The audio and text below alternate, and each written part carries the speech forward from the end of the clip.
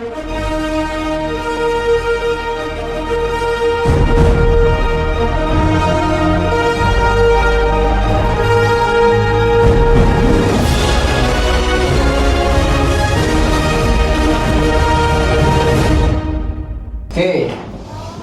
Bismillahirrahmanirrahim. Assalamualaikum warahmatullahi wabarakatuh. Waalaikumsalam warahmatullahi wabarakatuh. Selamat datang dalam program diskusi ilmiah hari ini yang akan mengangkat tema muamalah digital tantangan Islam dalam transaksi online dan ekonomi kreatif.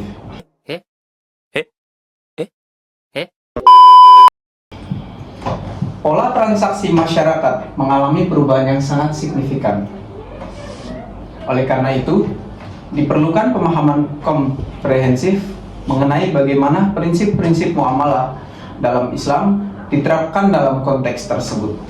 Pada kesempatan ini, kita telah menghadirkan 7 narasumber dari berbagai macam daerah yang akan memberikan penjelasan terkait dengan 7 prinsip fundamental muamalah dari perspektif akademik. Oke, yang pertama, terkait dengan kejelasan akad. Kepada narasumber yang pertama, kami mulai dengan prinsip pertama, yaitu kejelasan akad. Bagaimana penerapannya dalam transaksi digital? Jawabannya akan disampaikan sama narasumber pertama dari Bu Yanun. Dipersilakan. Baik, terima kasih Mas Pai. Nah, dalam kajian fikih muamalat, kejelasan akad merupakan syarat sah terjadinya transaksi. Pada era digital, bentuk ijab qabul tidak lagi bergantung pada pernyataan lisan, tetapi dapat terwujud melalui persetujuan elektronik seperti menekan tombol beli, menyetujui syarat dan ketentuan, atau melakukan konfirmasi pembayaran selama unsur-unsur akad terpenuhi, yakni kejelasan objeknya dan kerelaan kedua pihak serta tidak adanya unsur penipuan. Maka transaksi digital dapat dinilai sah secara syariah. Oke, begitu. Oke, terima kasih Bu Yanun atas jawabannya, luar biasa. Dan selanjutnya untuk yang kedua, yaitu terkait dengan kejujuran informasi. Bagaimana prinsip kejujuran informasi diterapkan pada platform digital yang seringkali rawan manipulasi data? Untuk narasumber kedua, ada Muti, dipersilahkan. Kejujuran informasi merupakan prinsip etis sekaligus hukum dalam muamalah. Dalam transaksi digital, penjualan memiliki kewajiban untuk menyampaikan informasi yang benar dan lengkap. Menyampaikan informasi benar dan lengkap mengenai produk atau jasa yang ingin ditawarkan kepada pembeli. Ketidakjujuran seperti memasukkan foto, informasi yang berlebihan, atau data yang tidak transparan dapat merusak keabsahan akad dan juga merugikan pada pihak lain. Pembeli pun sama, harus memberikan informasi dan data transaksi yang valid. Dengan demikian, integritas informasi dalam menjadi pilar penting agar transaksi digital tetap sesuai dengan etika Islam. Oke, terima kasih Pak Muti selaku narasumber yang kedua. Kita langsung saja lanjut ke narasumber yang ketiga. Ada Umam, yaitu tentang larangan horor. Salah satu isu utama dalam konteks transaksi digital adalah ketidakpastian. Bagaimana prinsip larangan horor diterapkan dalam e-commerce? Untuk narasumber 3, Umam, dipersilakan. Baik, terima kasih Mas Baik. Betul sekali apa yang dikatakan oleh Mas Baik. Google itu suatu ketidakpastian yang dimana di dalam Google itu dapat menimbulkan suatu kerugian.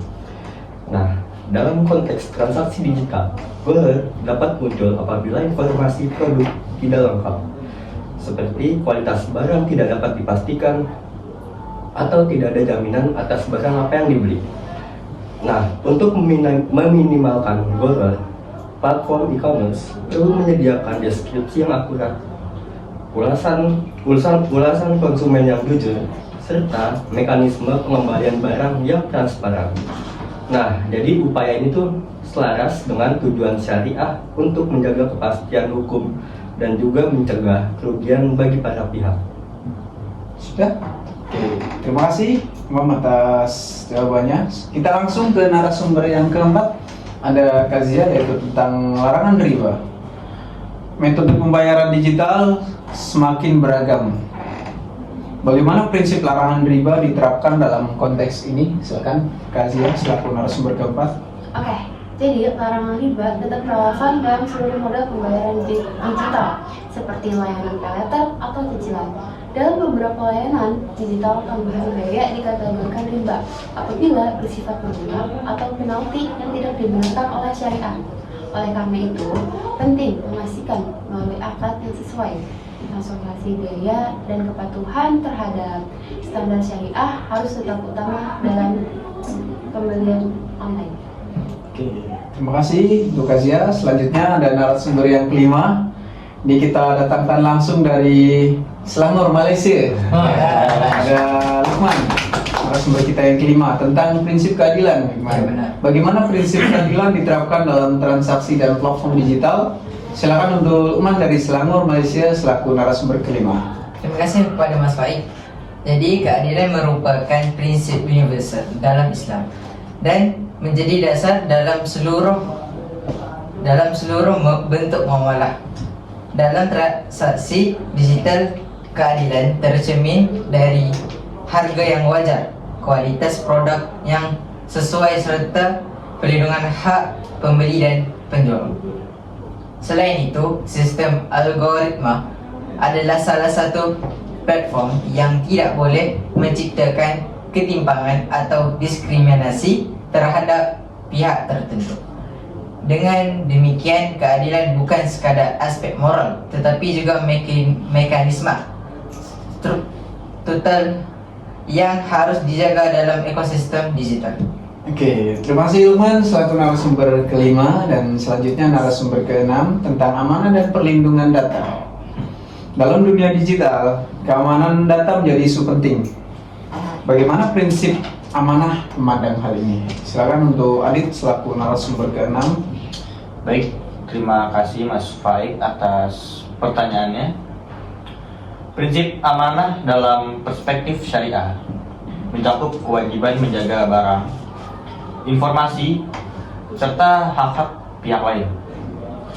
Dalam transaksi digital, amanah berkaitan erat dengan pelindungan data pribadi, keamanan sistem pembayaran, dan kejujuran penyedia layanan.